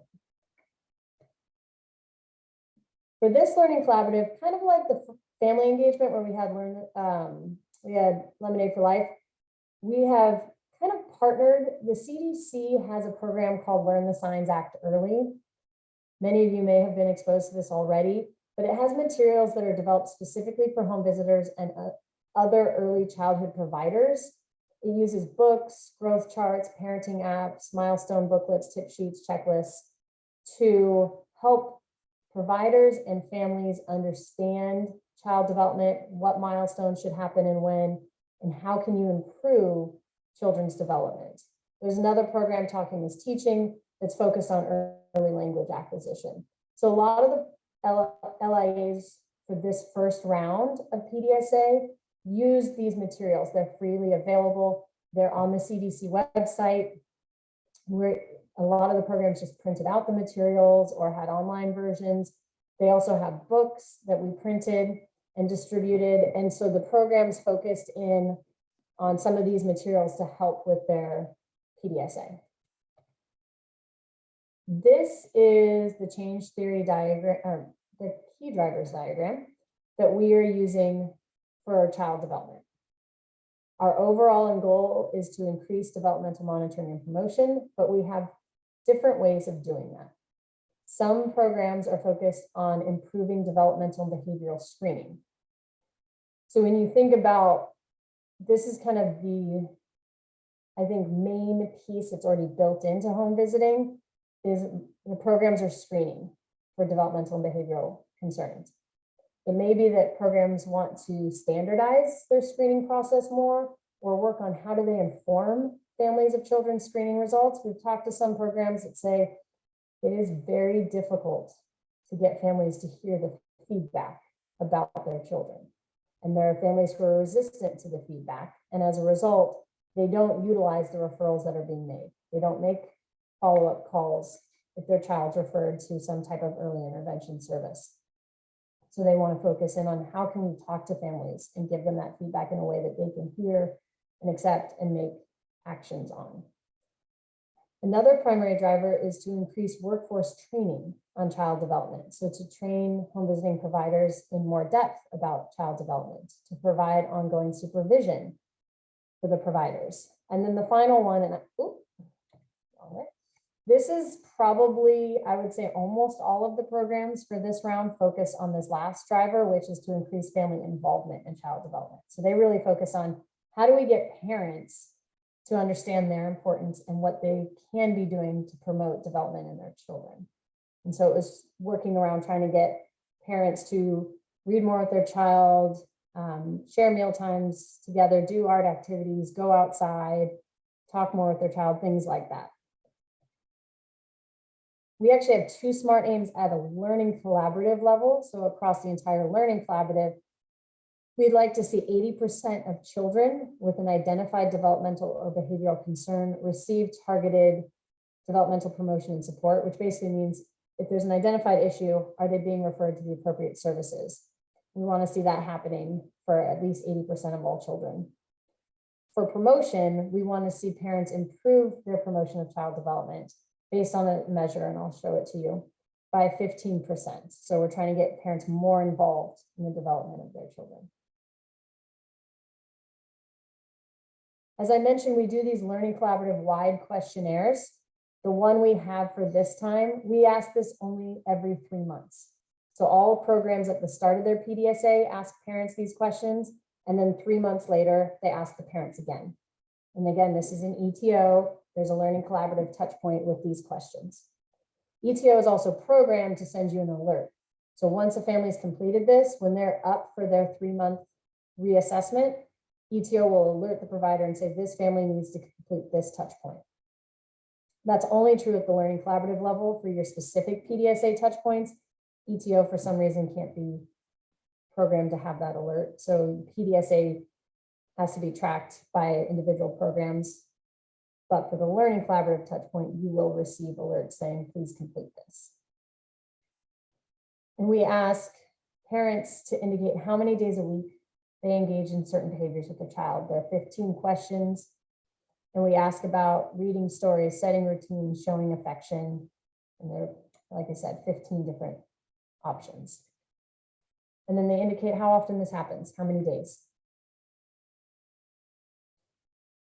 This graph, what it's basically showing is if you look at the total score, if you take all 15 of those questions and you average out how often are they saying they do these things, it's pretty high. Parents are indicating that they do most of these activities on a pretty regular basis, somewhere in the neighborhood of 5 to 6 days a week.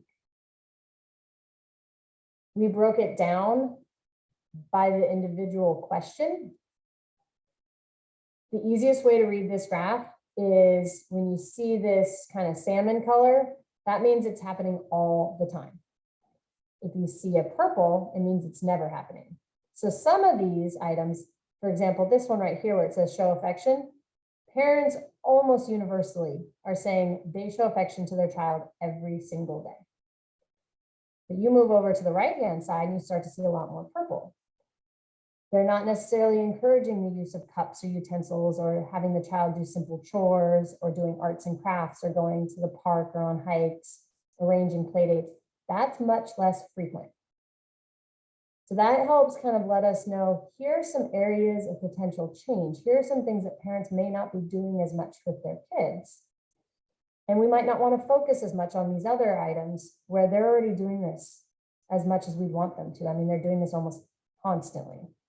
But there are other ones where they're not doing it as often. And some of this may be COVID related. There are certain things that are harder to do while parents are trying to be protective over their children during COVID. But there are, again, ways to think outside the box to still do these activities safely during COVID. And that's one of the things that programs have been working on is how can we still do these safely and not have parents just say, well, we can't go outside or we can't do play dates. Well, maybe there are ways we can do them safely so your child's not being impacted as heavily by COVID socially, emotionally, mentally. So those are some of the conversations that have been had during this Learning Collaborative. We're tracking all of the data. Most of it is coming straight out of ETO. It's either things that are automatically entered. So referral tracking, you're already entering that. You already enter if you do a developmental screen. But there are other measures like, so the LTSAE, that's the Learn the Signs Act Early measure. We basically took the CDC's suggestions for ways that parents can promote development. And that's how we created our Learning Collaborative measure. We also have a positive parenting practices handout that was created by our evaluation team that I'll show you as well. In addition to developmental promotion, so getting parents to do the activities, we also created a measure to see what do parents know about child development. And so this measure asks, at what age would each of these following statements start to be a concern? So at what age is it a problem if your child's not doing this milestone? We wanted to see, do parents know this? Do they know at what point they need to be concerned? Because if they don't, it's really hard to get involved in your child's development and make sure they're receiving services or getting evaluated if you don't know what you're looking for. This questionnaire actually has 32 total questions. A few of the programs have used it, but they've cut down and they've picked out, these are the really big main milestones we want to make sure parents know. And so they've taken the 32 questions and maybe cut it down to about 10 or 15 that they ask their parents. This is harder for parents to do. They may report that they're doing a lot of the developmental activities. We find it's much harder for them to report on these milestones and when children should be achieving them, particularly milestones later in development. I think the ones that happen when kids are younger are more concrete and clear, and they're milestones we know better. Most parents have some indication of this is when your child should start talking, crawling, walking. But it gets a lot harder after a year when they hit those kind of big gross motor milestones. And a lot of parents don't understand the milestones after that as well. And so it makes it harder to identify issues later on if you don't know what you're looking for. This is the positive parenting practices handout that our team has created, and it focuses on 6 positive parenting domains. So eating meals together, reading, going out, limiting technology, singing, and playing with peers. And as you can see under each activity, it gives a list of different ways you can do this positive parenting practice. Some of the programs got pretty creative with this last time. And so some programs, for example, they laminated it and they gave the families dry erase marker and they put it on their fridge and they said, just mark it off, you know, anytime you do one of these between today and next time I come back to see you, and we can talk about what activities you've been doing with your kids. Trying to make it really accessible and right there in front of the parents so that they can be remembered and make sure that they do these things. Other programs focus specifically on maybe 1 or 2 of these activities and said, we really want to focus. One of the things that they were finding is that because of COVID, going out and playing with peers were taking a big hit, and they wanted to focus on those. Can we get families out of the house? Can we get them interacting with same age peers? So different ways to use these materials. It's completely up to what you think is helpful for your families. Lots of potential disruptors have been identified, depends on what you focus on, but some of them have been, you know, parents aren't using the provided materials, or the providers forget to distribute the materials. Parents don't believe their child has a concern. Parents report being too busy to follow up on a referral. Providers give a referral, but forget to record that the referral took place, or to follow up about a past referral. Sometimes referrals get lost or delayed, so family does everything right, provider does everything right, and it still gets stuck on the referral end. Parents don't complete a promotional activity, they cancel home visit, or cultural barriers. Some families, depending on their culture, feel differently about what the role is of the parent, what the role is of the child, how do you interact with them? And so working around and trying to figure out how to support families given their cultural beliefs. Here's an example of a change theory diagram from one of the programs right now. So they're focusing on that increase of positive parenting practices. And they are utilizing some of the Learn the Signs Act early materials. They're trying to teach families about milestones. And they're having families complete developmental promotional activities, and they're providing developmental materials, as well as the CDC has an app that parents can download onto their phones that track milestones and give them suggested activities. So these are some of the ways that they're trying to promote child development. They've had some disruptors around canceled visits. Some families can't download the app, their phone doesn't have enough storage, things like that. Sometimes parents forget to complete activities or they misplace the information. So those are some of the disruptors that they've been focused on for this round. When we do the learning session at the end of the month, you'll hear, depending on whether you're on the 27th or the 31st, you'll hear about half of the programs present what they did this round and learn about their results, what worked, what didn't. It might be, you know, helpful or informative to get ideas from them as you start to plan your PDSA for next round.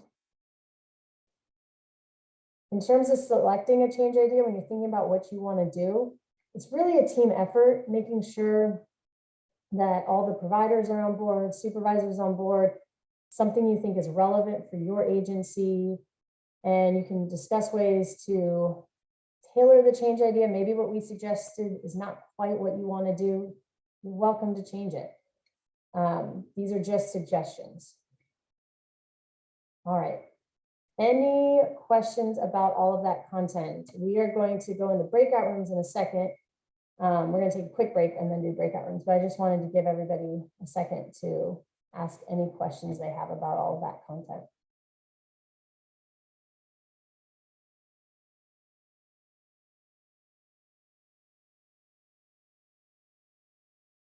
Anything at all? Do we all feel good? Do we feel like, I know for some of you, this was just a refresher, but for new people, even people where it's been a long time, do you feel like you can take on a PDSA project at this point, that you know kind of what you're doing? So are you saying that we are jumping in on what is already ongoing as far as the developmental stuff that's already been set up or in process, or are we starting something new right now?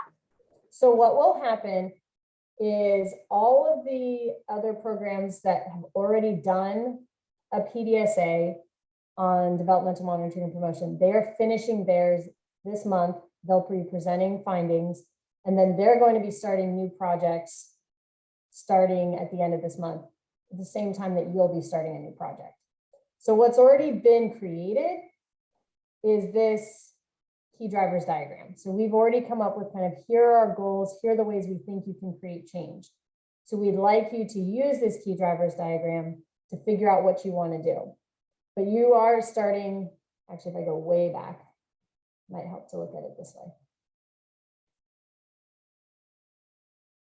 This first learning session already happened. We are wrapping up the first PDSA, the first action phase. At the end of the month is this learning session. So you're jumping in right here, and you're going to start a PDSA here. So you'll end up doing 2 PDSAs for developmental monitoring and promotion instead of 3. But we are right at this phase, so you will be starting at a fresh PDSA point. You won't be coming in while it's mid-period. Okay, but the aim is the same. It's that developmental. Yes. Okay. The aim is the same. Yes, Okay. and it will be 2 rounds of developmental monitoring and promotion. So you, at this learning session, will come up with something that you want to do. It'll span from basically February to about June, July. Then we'll have another learning session, probably end of July. You'll do one last phase from August to about December. And then we'll be done with developmental monitoring and promotion, and we'll start back over here with a new topic in 2023. Okay, thanks for clarifying. So can we build on something that we've already got in place? Like we do ASQs periodically. Can we build on top of that? Or do we need to start fresh with something completely new? You can absolutely build on that. So that would maybe be this primary driver where you're improving developmental and behavioral screening. So if there's something around the ASQ that you want to build on, maybe you want to provide some written feedback about the results from ASQ. Maybe you want to use the ASQ to look at how you're referring to services. You are welcome to build off of what is in existence. This does not need to be something that's newly created just for this learning collaborative. Okay, thank you. And just to clarify, Helen, we will have, the teams will have their consultant with them in these Yes. breakout rooms. Yes, so the way it'll work is Lisa Deshay, who's the analyst for both of your programs, when you break out during the learning session to start working on this, she will float between your 2 breakout rooms, and she'll be available, as will I, as will Dr. Bard. We all float and make sure that there's pretty much somebody in your room at all times to help you talk through your ideas, what you want to do, how you want to measure it, so that you have a lot of support during that period. I also want to draw everyone's attention to Lisa's message that it would be really easier for her to put people in the rooms if everyone could identify if they're Oklahoma City or if they're Tulsa. Oh, good point. In their signature, I'm sorry, not their signature, but in their screen name. Yeah, if you want to add it to your screen name, or if you want to put it in the chat, either way. That way Yeah, she can assign. Yes. Now, oftentimes, like if you don't have your Zoom updated to the latest version, you won't have the option to choose the breakout room, and I'll have to manually put you in there. So that just makes it a little bit more simple. And Lisa, I can also send you a list of who's who as we as we continue to meet virtually and continue to be putting people in rooms and things like that. I can send you a list too. Okay, great. Thank you. Yeah, no worries. Any other questions? Yes, is it possible to get the page with the drivers and everything emailed to us so we can look at that while we're working on it? Yes, what I can do, Lisa, can you email out to the C1 programs? I think I sent you this presentation, correct? You did send me, I didn't get to look through it, but I know it had the agenda on it at least. So I'll forward that to everyone really quick. Yeah, if you can forward it Or to if you, everyone, then they if can you pull want it to up. put a link, I'm sorry, if you want to put a link in the chat box too, whatever's easiest. Yeah, probably, there's not an easy link, so probably sending out this email. If it's easier to send it to either Susan or I, and we can send it to the supervisors and they can send it to the nurses. That way y'all don't have to look for their email addresses. Yeah. I mean, I can probably do that really quickly. Whatever's easiest for everybody. Whatever works for you guys. Of course, if you went to the invite, doesn't it have all of everybody's emails? We could do a reply all on that, couldn't we? Yeah, that's what I was going to do. I was going to send it through the invite. Yeah, and I just sent it to you, Connie and Susan, so you should have that at least. So as you're planning, you can pull up the key drivers diagram. Before the learning session, we will send all this information out again. So before the learning session, you'll receive the key drivers diagram, you'll receive the PDSA template to work off of, a copy of the change theory diagram kind of form, so you can fill that out. So you will get all those materials as well before the learning session so that you have them to work with. Lisa, are you able to start the breakout rooms? What I'm thinking is we'll just jump in and let the programs have a little bit of time to discuss what they might want to do going forward and just kind of talk through everything that's been presented today. I was talking and I was on mute. Yeah, I'll go ahead and open them. That'd be great. And Lisa, I just sent you that list too. If you, it should be in your email soon. All right. So you all should be able to choose.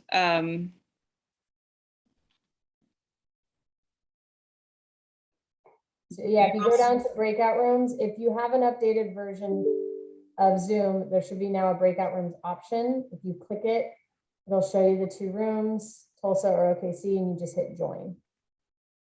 Anybody who does not have that capability, we can assign you. Susan? I don't. Okay, where would you like to be? I said I would go with Tulsa. Yeah. Okay. I have to find your name in this list. Okay. There you go. Thank you, Lisa. Did Connie go? Let's see. Okay, I'm gonna email this really quick. Okay, and do you see, there looks like a few more still in the main room? Are you able to sign them, Lisa? Yes, hold on. I'm having to jump back between my actual computer and my OU desktop. Okay, so we have Looks like Christy goes to Tulsa. Okay, next person, that's me, that's you. Renee, you're in OKC, right? I'm in Tulsa. I had another Renee in the chat that said OKC. Oh, sorry. Sorry, let me put you in Tulsa. Okay, move to Tulsa. Okay. And then you go to Tulsa. You go to OKC.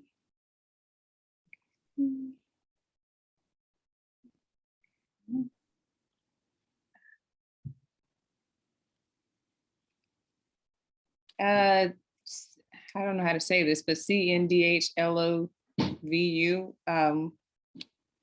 Yeah, that's me, Catherine, in Lovu. I'm in Tulsa. And then Jennifer, where are you going?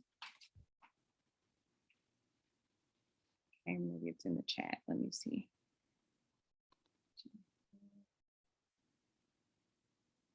See her in the chat. Okay, so Ashley, where are you going? Oklahoma City. Okay. Ashley's OKC, Gretel's OKC. Daniela's OKC. I think pretty much everybody left is OKC. Yeah, everybody should be assigned. So you should just be push join and be able to go in, because I don't have anybody else to assign except Jennifer Medina. And I don't see a. It may be that a couple of them just stepped out. Yeah. Okay. I'm gonna. Jennifer Medina's OKC. Okay, so thank Jennifer's OKC. All right, I'm gonna jump back and forth. And then Lisa, will you pull everybody out at 11:45? Yes.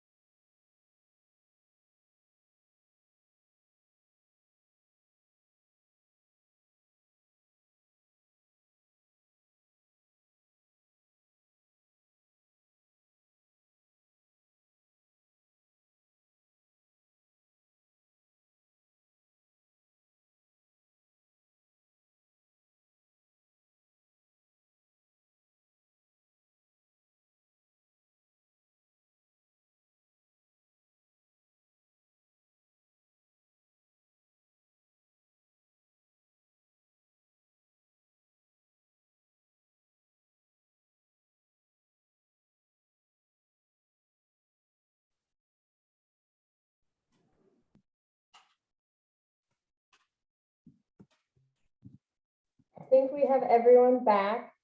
I do see that David Bard is on the call. David, do you have a quick second? Do you want to just say hi to everyone? I know you weren't able to join earlier. I'm under the weather, but I'm very glad that you're here. We're excited to have you be a part of the Learning Collaborative yet again. I got a chance to hear the tail end of the C1 Tulsa planning phase there. It looks like you're picking up right where you left off a year and a half ago. So glad to have you. Sorry I couldn't fully participate today. Not a problem at all. We hope you feel better. As David knows, I'm constantly sick because I have 3 little humans, including a 3-year-old who brings everything home. I think this is the first time in 2 years that I've known David that he's actually been sick. So I think that's very impressive. I'm constantly sick. I was in both rooms. It sounds like you have a good start. So hopefully this was helpful and you have frame of reference, especially for everyone who's new to the process. What I'm going to do is have Lisa email out a few key documents. She's going to email out this PowerPoint from today. So everybody should have that. She actually already sent it out before, but we'll make sure everybody gets it. She will email the recording from today's session. There'll also be a PDSA template, so just that blank paper form that you walk through, and that'll be what you complete by the end of the learning session in a couple of weeks, but you can start looking at it and figuring out what you might want to put in there. She'll send out the key drivers diagram that you saw for the developmental monitoring and promotion, so you can again continue that conversation around what primary driver you might want to go with, what change idea, and then the change theory diagram. She'll send out a kind of a blank template version of that, so you can start thinking through how you would visually depict what it is that you're planning to do for this cycle. So all of those materials will be sent out after today. In the interim between now and the learning session, if you are having more conversations, sometimes programs have group meetings and they start planning even before the learning session. If you do and you run into questions or you want any kind of clarification, you are welcome to email me, Dr. Bard, Lisa, anybody, and reach out and we will answer those questions. And then, like I said, we'll meet again at the end of the month and you'll hear all about what the other programs did for the first action phase. And then we'll spend the afternoon really drilling down into what you're going to be doing for the next 5-6 months for your PDSA.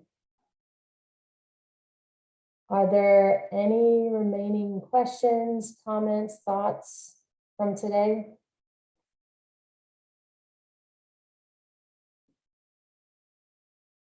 All right.